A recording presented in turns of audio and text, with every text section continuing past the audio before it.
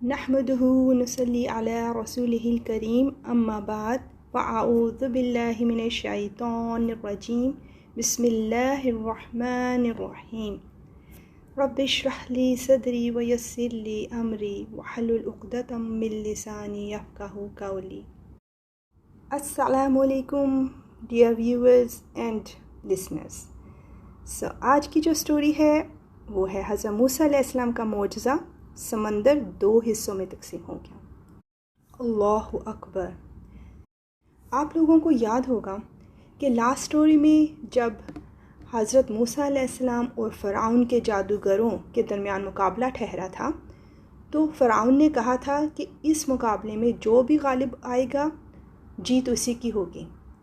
اور آپ نے یہ بھی دیکھا ہوگا کہ اس مقابلے میں حضرت موسیٰ علیہ السلام ہی کامیاب ہوئے تھے اللہ کے حکم سے. لیکن فرعون اپنی زبان سے پھر گیا اور اس نے کیا کیا، اس نے حضرت موسیٰ علیہ السلام پر اور بنی اسرائیل پر اور زیادہ ظلم ڈھانے شروع کر دیے. انتہا کو پہنچ گیا ظلم میں. پھر وہ بھی اللہ کے حکم کے لیے، اللہ کی رضا کے لیے برداشت کرتے رہے، لیکن جب ظلم حد سے بڑھ گئے تو پھر کیا ہوا، پھر اللہ تعالیٰ نے حضرت موسیٰ علیہ السلام کو وحی بھیجی کہ وہ اپنے بندوں کو لے کر راتوں رات یہاں سے روانہ ہو جائیں. اور پھر اللہ تعالیٰ نے انہیں یہ بھی بتا دیا کہ یہ لوگ تمہارا پیچھا کریں گے.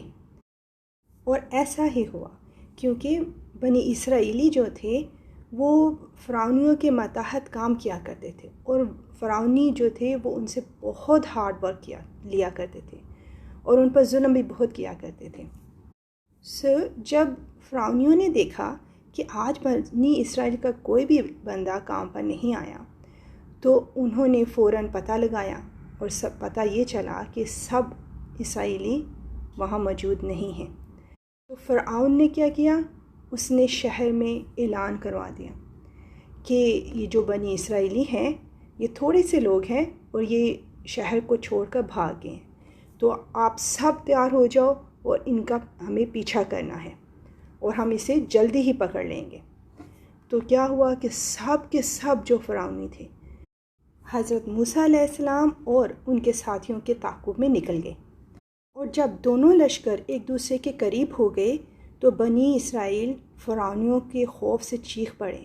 وہ ڈر گئے اور کہنے لگے کہ آج تو ہماری خیر نہیں، کیونکہ پیچھے جو تھے وہ غصے میں بھرے ہوئے فرعونی اور آگے موجیں مارتا ہوا سمندر تھا. تو حضرت موسیٰ علیہ السلام نے کہا کہ ڈرو نہیں، میرے ساتھ میرا پروردگار ہے، میرا اللہ ہے، وہ مجھے راستہ دکھائے گا. تو پھر کیا ہوا، پھر اللہ کی رحمت آئی اور اللہ تعالیٰ نے وحی بھیجی حضرت موسیٰ علیہ السلام کو اور ان سے کہا کہ یہ جو عصا ہے، یہ جو جنتی لاٹھی ہے، اسے سمندر پر مارو.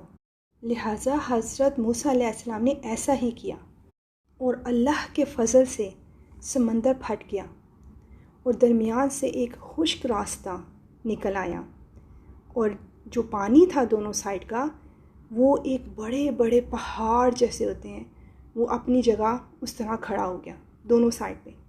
اور درمیان میں اتنا راستہ تھا کہ جو تمام بنی اسرائیلی تھے وہ آرام سے اس پہ واک کرتے ہوئے جو سمندر کے دوسرے کنارے تک پہنچ گئے.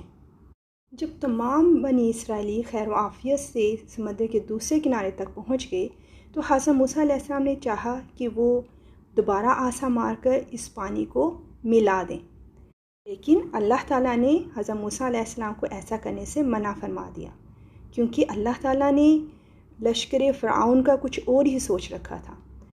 اور دوسری طرف فرعونی یہ سب معاملہ دیکھ رہے تھے اور وہ سب کے سب سمندر کے اس راستے پہ نکل پڑے.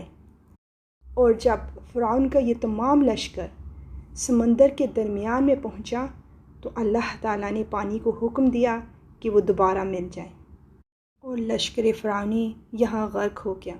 اور اس طرح اللہ تعالیٰ نے فرعونیوں کو ان کے انجام تک پہنچا دیا. اور فرعونیوں کے اس انجام سے پہلے تک ان کے تمام سرداروں اور بے شمار لشکروں کی آنکھوں پر اپنی طاقت اور گھمنڈ کی ایسی پٹی بندھی ہوئی تھی کہ سال ہر سال تک جو نشانیاں اللہ تعالیٰ نے انہیں دکھائیں اور انہیں ہدایت پر لانے کے لیے حضرت موسیٰ علیہ السلام نے جتنے بھی کام کیے، جتنے معجزات اللہ کے حکم سے دکھائے، وہ ان سب کا انکار کرتے رہے، اور آخر میں عین غرق ہونے کے وقت بھی ان کو یہ نہ سوجا کہ سمندر اس قافلے کے لیے پھٹ گیا ہے، اس قافلے کے لیے جو اللہ کی رضا کے لیے اپنا گھر بار سب کچھ چھوڑ کر نکل پڑے ہیں، اور پانی پہاڑوں کی طرح دونوں طرف کھڑا ہے، اور درمیان میں سوکھی سڑک پر تمام بنی اسرائیلی آرام سے چلتے جا رہے ہیں، اور یہ تمام علامتیں دیکھ کر بھی فرعون اور اس کے لشکر کو عقل نہیں آئی کہ وہ ان لوگوں کے ساتھ لڑنے جا رہے ہیں جن کا مددگار اللہ سبحانہ و تعالیٰ ہے۔ ہوش ان کو آیا اس وقت جب پانی نے دونوں طرف سے ان کو دبوچ لیا، اور اس وقت فرعون نے کہا کہ ہاں میں مان گیا ہوں کہ جس خدا پر بنو اسرائیل ایمان لائے ہیں اس کے سوا کوئی معبود نہیں، لیکن اب ایمان لانے کا کوئی فائدہ نہ تھا، بیکاز اس نے اپنے انجام کو اپنے سامنے دیکھ لیا تھا۔ اس سے ہم سب کو یہ سبق ملتا ہے کہ جب ایک مرتبہ ہم اللہ کی رضا کے لیے کوئی قدم اٹھا لیں تو اس راستے پر پھر چاہے جتنی مشکلیں اور پریشانیاں آئیں، ہمیں پیچھے نہیں ہٹنا، اور حضرت موسیٰ علیہ السلام کی طرح اپنے اللہ پر پورا ایمان اور یقین رکھنا ہے۔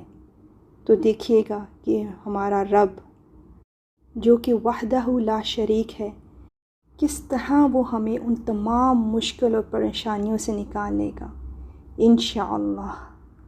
بالکل ایسے ہی جیسے کہ ایک اسٹوڈنٹ جب اپنے ایگزامز کی تیاری کرتا ہے تو بہت ساری چیزوں کو سیکریفائس کرتا ہے، جو اس کی فیوریٹ چیزیں اسے وہ بھی چھوڑنا پڑتی ہیں، اور وہ کہیں بھی گیو اپ نہیں کرتا، حوصلہ نہیں چھوڑتا، اور ایگزام کے بعد وہ خود بھی خوب دعائیں کرتا ہے اور اپنے تمام بڑوں کو بھی دعاؤں پر لگا دیتا ہے، کیونکہ محنت تو اس نے کی پر بھروسہ اسے رب العزت پر ہے کہ کامیابی اسے اللہ ہی کی مدد سے ملے گی۔